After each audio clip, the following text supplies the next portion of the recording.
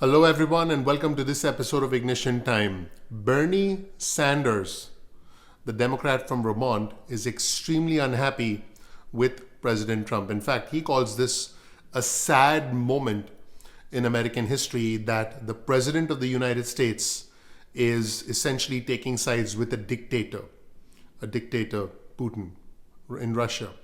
Now, let's listen to his comments. And there are some things that Bernie Sanders says that are worth discussing. I want to know from our viewers and subscribers whether you agree or disagree with Bernie Sanders, but I do want you to know that there's probably a hidden agenda behind the scenes.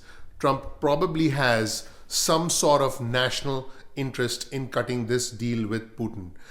There's probably the desire to prevent an escalation into some sort of a nuclear war.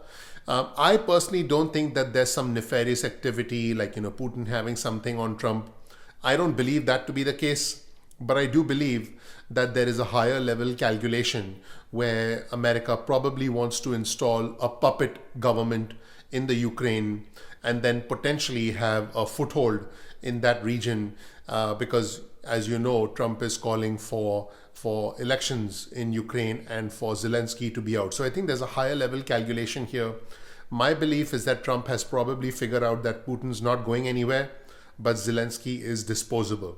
And therefore the calculation has been made in the highest levels of power that it's time to replace Zelensky, keep Putin happy so that there's no escalation into a bigger global conflict and a bigger arms war.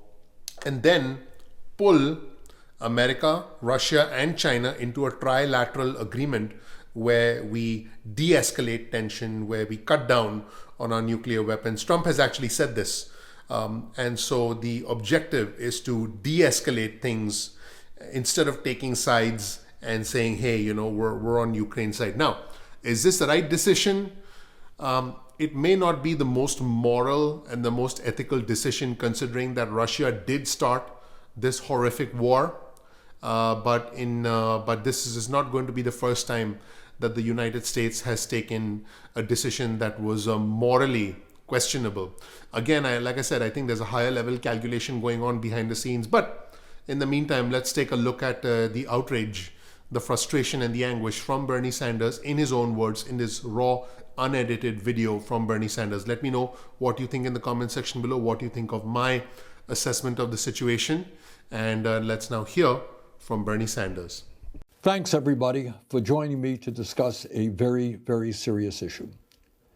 Yesterday, we witnessed an extremely sad moment in American history.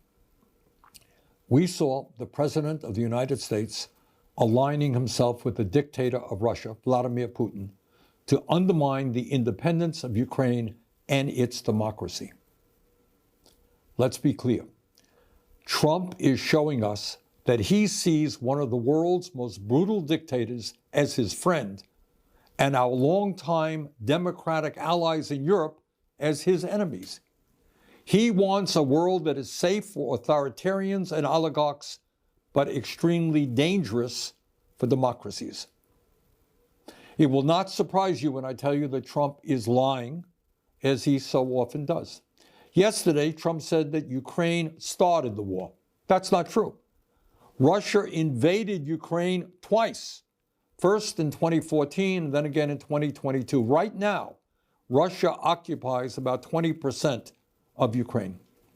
Since Putin's horrific invasion, over 1 million people have been killed or injured. Every single day, Russia continues to rain down hundreds of missiles and drones on Ukrainian cities. Putin's forces have massacred civilians and kidnapped thousands of Ukrainian children, bringing them back to Russian re-education camps. These atrocities led the International Criminal Court to issue an arrest warrant for Putin in 2023 as a war criminal. Further, Trump called Ukrainian President Zelensky a dictator. That's not true either. Zelensky won 75% of the vote in free elections. In fact, his approval rating is higher than Trump's. In the midst of a brutal war, Ukraine's parliament continues to function and free and unfettered political debate takes place. Trump claimed that our European allies have done little to support Ukraine in its fight against Putin's invasion. He said the United States has contributed 3 times more than Europe. But that's another lie. In fact, Europe has provided more aid to Ukraine than the United States. But it's not just that Trump is lying again. That's not new. It's what this all reveals about where he wants to take our country, and in fact, the entire world. Trump is cozying up to Vladimir Putin. So who is Putin? And what kind of world does he want to build? Putin is a dictator who crushed Russia's movement toward democracy after the end of the Cold War.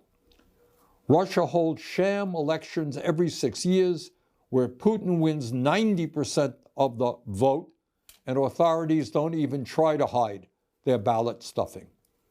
There is no freedom of speech or free media in Putin's Russia. Protests are violently suppressed.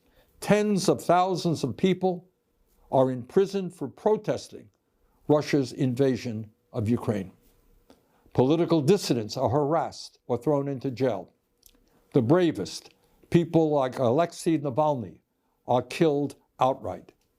Hundreds of thousands of Russians have fled Putin's brutal regime since his invasion of Ukraine. But Putin has maintained control in his country by offering Russia's oligarchs a simple deal. If you give me absolute power, I'll let you steal as much as you want from the Russian people. And that's why in a country where many are struggling economically, Russian oligarchs have stashed trillions of dollars in offshore tax accounts. That is the Russian leader that Trump admires. That is the Russian oligarchy that he supports.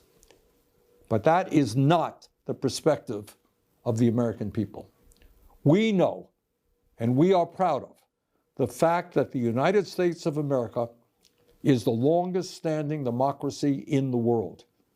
We know that many hundreds of thousands of brave Americans over the years have fought and died to defend democracy. We also know that our allies in the world are those countries that believe in democracy, not authoritarianism. In this critical moment in our history, I hope that every American, regardless of political perspective, will stand tall and say yes to democracy, no to oligarchy, and no to authoritarianism. Thank you very much. So that was Bernie. Let me know what you think. I do believe that the Democrats are aware of the higher level calculation, but they're using this opportunity to signify, to demonstrate, to vocalize their collective outrage at what is happening in terms of the Russia-Ukraine conflict. As you know, Biden for years supported Ukraine, supplied arms, supplied hundreds of billions of dollars in funding to Ukraine. And here we have Trump essentially snapping his fingers and saying, well, it's going to end, Russia's going to get what they want, and Zelensky's out. That is basically what's happened in the past couple of weeks. Months and years of war, lives lost, comes down to a decision from the most powerful man in the world. And of course, Bernie Sanders is not happy about Trump's decision. Let me know what you think in the comment section below. Thanks for watching. I'll see you in the next episode of Ignition Time. Thank you. I'll talk to you soon. Bye.